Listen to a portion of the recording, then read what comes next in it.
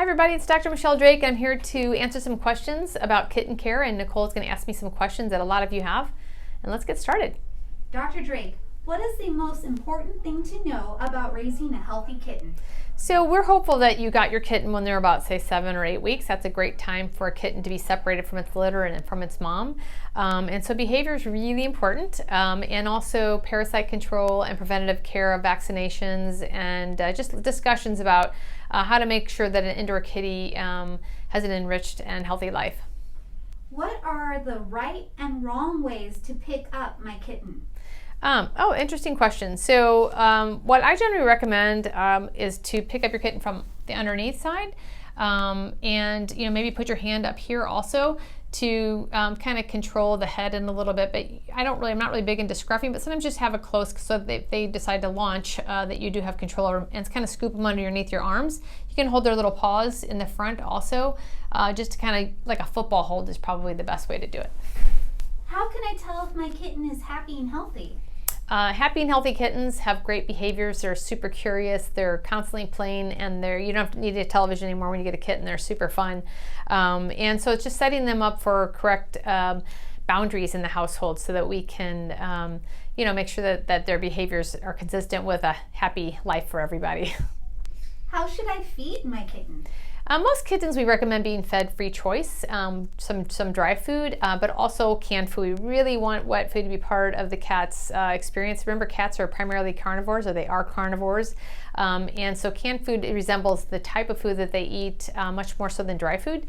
Dry food's more of a convenient type of thing, so I feed my cats a combination of both because it's convenient, but I make sure they get a can twice a day, just because I do believe that canned food's super important. What are some products I might need for my kitten?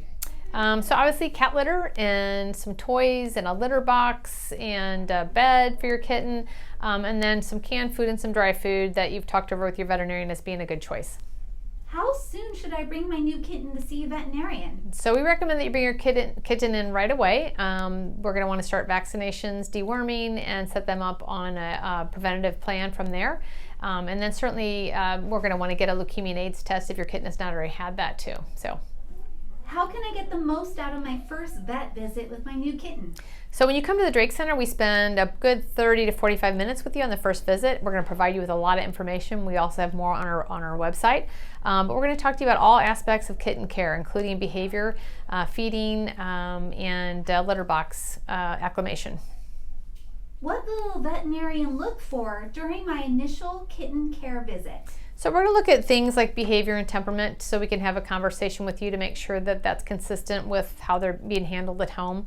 Sometimes I'll have a family come in with super young kids and I'm like, that's great. I'm so glad they have a kitten to grow up with, but we do need to make sure that the kitten's being handled properly also.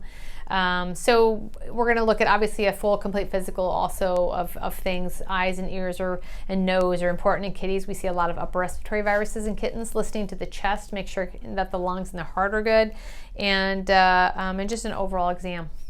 What are some early signs and symptoms of health issues in your kitten? Yeah, so kittens, like I said, do have a fair amount of upper respiratory infections. So sneezing, watery eyes, and just clogged up nose can be signs. And many kittens can get through these fine, but they quite often will need help and supportive care from the veterinarian to help them through that, because some of them can get really severe. They can have high fevers, they can get dehydrated, they don't want to eat. And so we do need to stay on top of things because kittens are very small, and we do need to support them through this. Also, diarrheas are common, and there are some bad viruses that kittens can have been exposed to before you got them.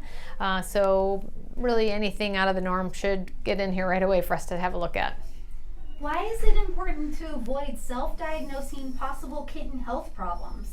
Again, kittens are really small, and they can go from feeling okay to being critically ill pretty quickly.